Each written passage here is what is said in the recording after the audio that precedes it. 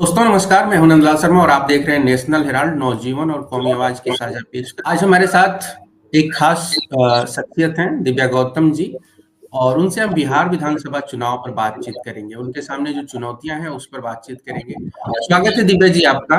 और मैं आपसे ये जानना चाहूंगा कि चुनावी तैयारियां कैसी चल रही हैं, क्योंकि सबसे जो बड़ी तैयारी है वो अब 6 तारीख को वोटिंग होने वाली है बूथ लेवल की। उसको लेकर के आपकी तैयारी क्या है?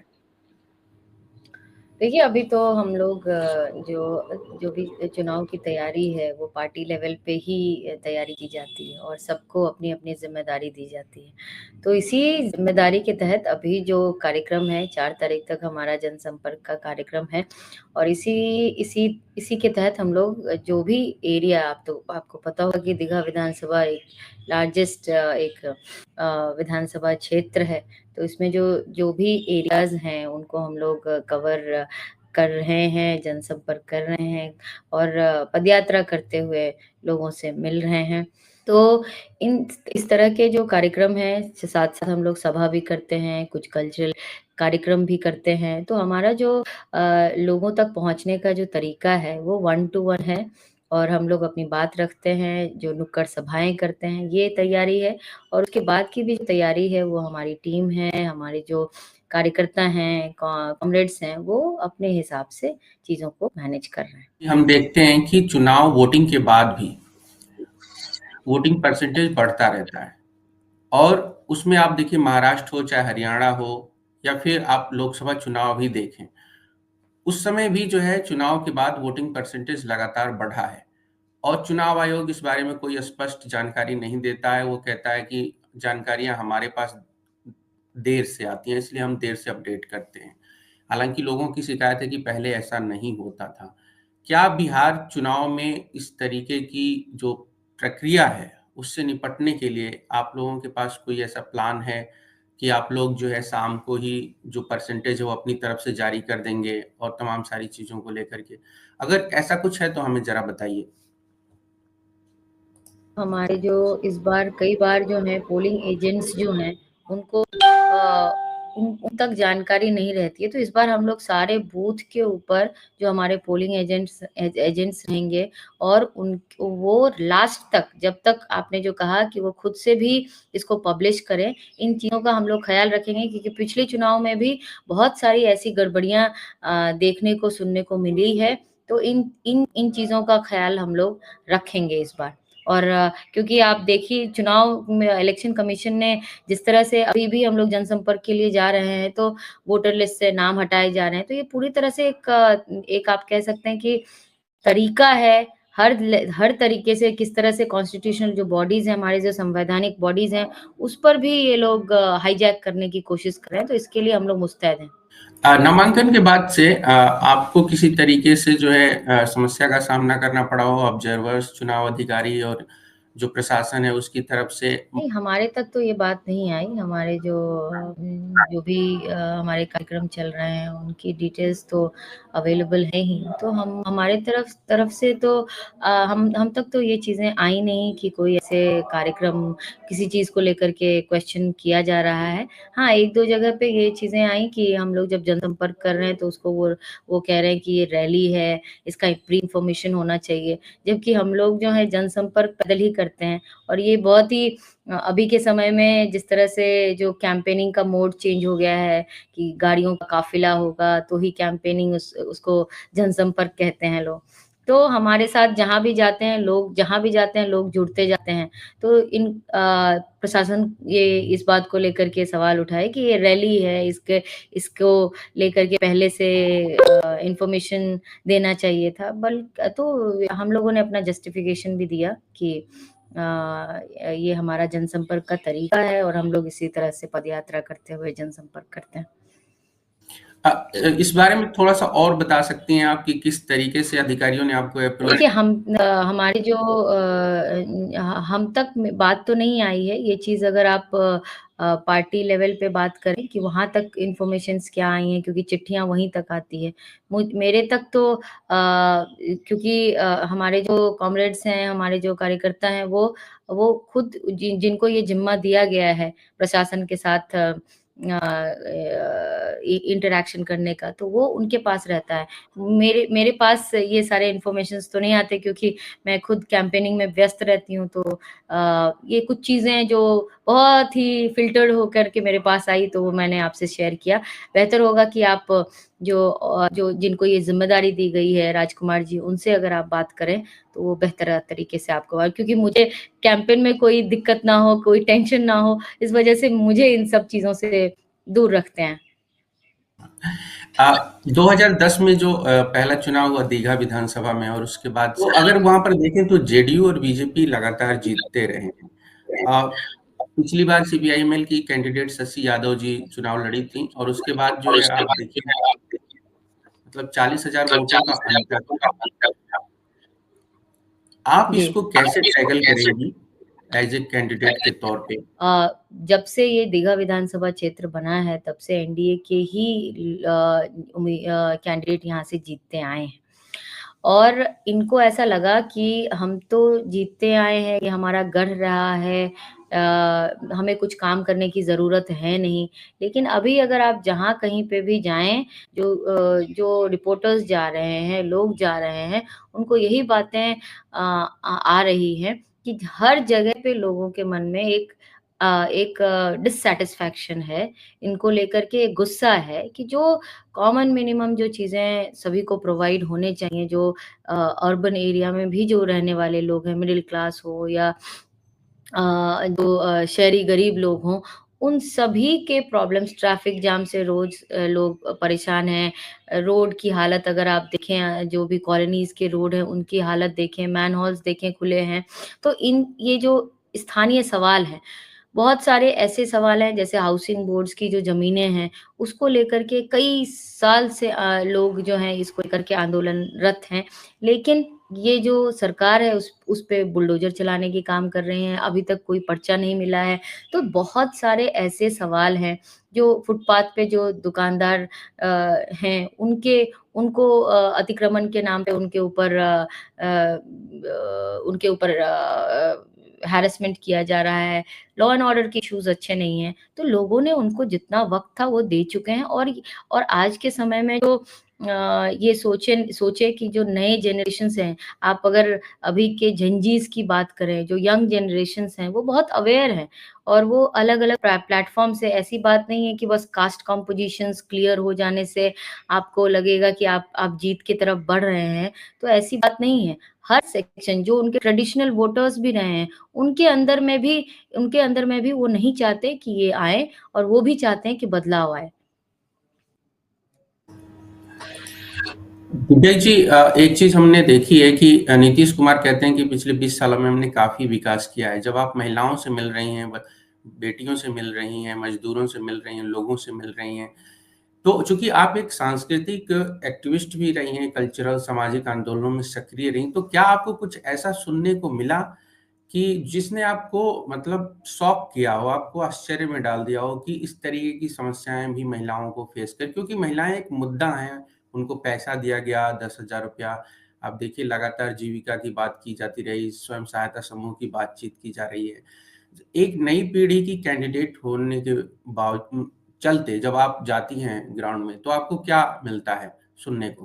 का कहना यही रहता है कि जो जो लोग 10,000 रुपए देने की का जो वादा किए, कि जो 10,000 रुपए दें, वो भी इलेक्शन से कुछ दिन पहले, वो भी वो भी जो शहरी गरीब महिलाएँ हैं, उनके पास मैं जितने लोगों के पास पहुँची, एक महिला नहीं बोली कि उनके अकाउंट में 10,000 रुपए आए हैं। दूसरी बात ये कि जो महिलाएँ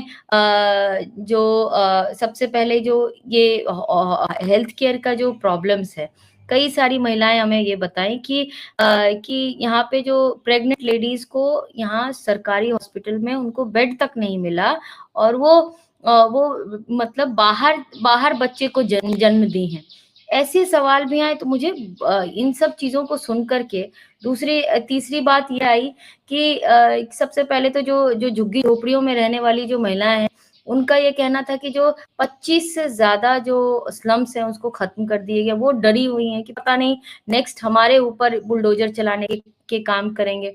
तो ये सब सवाल यहाँ पे बहुत ही प्रोमिनेंट है। एक और चीज़ जो आई बात कि बहुत सारी जो महिलाएँ हैं, वो उनके ऊपर वो लोन में बहुत दबी हुई हैं। अगर जीविका इतनी ही कारगर होती, अगर उनको कम इंटरेस्ट रेट पे लोन मिल जाता, तो वो इतने माइक्रो फाइनेंस कंपनी से इतने हाई रेट इंटरेस्ट रेट पे लोन क्यों लेंगी? और वो लोन रीपेमेंट के लिए उनके ऊपर जिस तरह से प्रेशर बनाया जा रहा है, जिस वजह से वो सुसाइड कर रही हैं, वो रोज़ उनको हैरेस करने के लिए आ रहे हैं। तो उनका कहना है कि 10,000 का में हमें झुनझुनान मत पकड़वाइए, जो हमारे ऊपर जो कर्ज है उसकी माफ़ी कीजिए।